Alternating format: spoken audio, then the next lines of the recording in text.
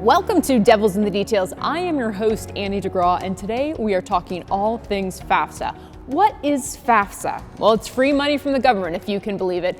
Applications are now open. We know there's a lot of questions, and to help us answer those questions today, we're joined by Jose Chavira, a financial aid manager here at ASU. Thanks for joining us, Jose. Yeah, thanks for having me. Glad to be here. Jose, with nearly 150,000 students currently enrolled at ASU, is it fair to say that the vast majority of them qualify for some type of financial aid? Yeah, that's a great question. There's a ton of resources available for students, but some of those resources do require that they have a FAFSA filled out. So regardless if a student or if their family feels that they may or may not qualify for aid, it is always in the best interest of the student to make sure that they actually do fill out the application as soon as possible so that they can open up the doors of opportunity for as much resources out there. Jose, we know so many students don't know what types of financial aid are available to them, which is why it's so important that they fill out the FAFSA. Is that accurate? Absolutely. Whether it's from student loans or grants and scholarships, most of our students actually do receive financial aid of some form.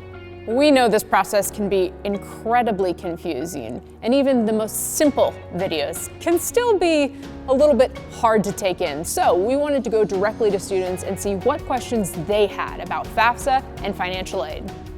What documents do I need to apply for financial aid? You're going to need tax returns, your federal tax returns, not state tax returns at all whatsoever, other untaxed income information, and W-2 information. So basically your income and income in general. What changes should I be looking out for this year? There actually are some decent changes. One of the bigger changes is that selective service is no longer a required part of the process, which was a thing in the past. You can still use the form to register for selective service if you haven't, and you're required to, but it's not required for the financial aid process. Drug convictions were also something that impacted students in the past. That is no longer the case moving forward. So if students out there had any concerns about that previous record who are now setting up a new leaf and moving forward with their success, that shouldn't impact their ability to get financial aid. When is the deadline to apply? We do have a priority deadline being January 15th before the academic year starts, and that has not changed over the few years. That priority deadline is just to maximize your financial aid. Students can fill out the FAFSA application through the academic year. They just need to make sure that they have enough time to accept their aid before the last day of the classes for that specific term. Once my FAFSA is completed, what's next? Monitor your accounts. Please check your personal emails and your ASU emails. Even if you have forwarding from ASU to your personal, I highly suggest that you go in and actually use your actual ASU email address because you'll avoid delay or any issues in receiving crucial information.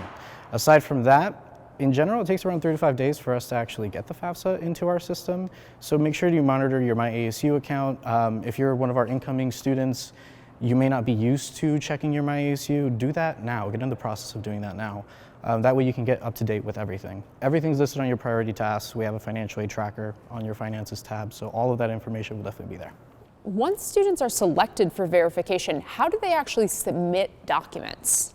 You can still submit in person or through mail. Snail mail is always going to take a little longer though, so if you're able to submit the form online, please go ahead and do so. It shows up on your priority task. You can click on it. There's going to be a drop down with information on the form itself, the e-form for it, a PDF should you choose or need to fill it out physically.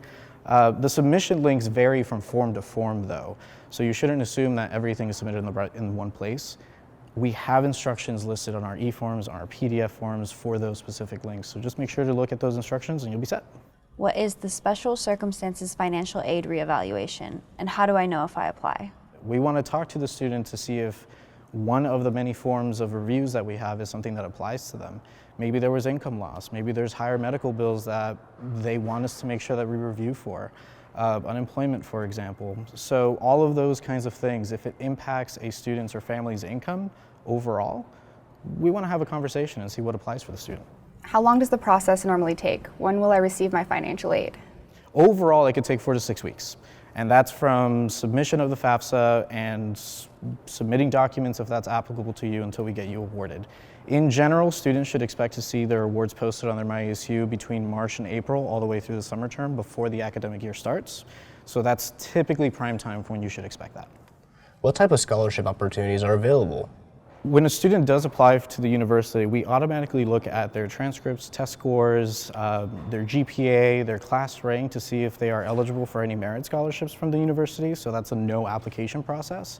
Outside of that though, there's tons of private scholarships.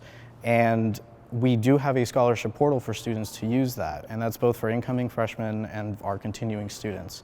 The prime time to use that scholarship portal is between November and March, April of the year before the academic year starts. How quickly do I need to pay back my loans? If we're talking federal loans, on average around 6 months after you graduate or drop below half time, whichever comes first. If we're talking private education loans, it depends from lender to lender and what your specific terms and conditions are for that loan. So in those cases, it's best to check with them.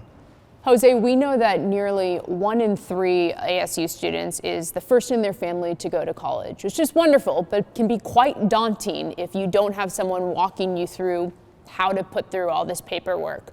What do you say to students who may be afraid of going through this process alone? That I feel for it. I was also a first generation student, so it was extremely daunting for me to get all of the documents that I had no idea what I was requesting from my parents for.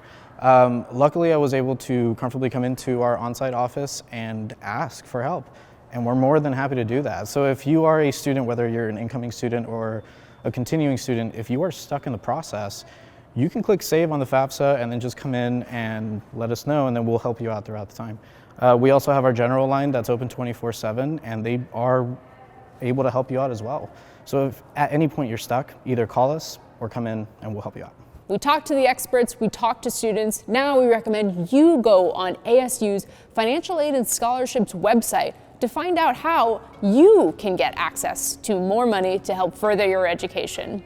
That's it for today's Devils in the Details. Until next time, thanks for watching.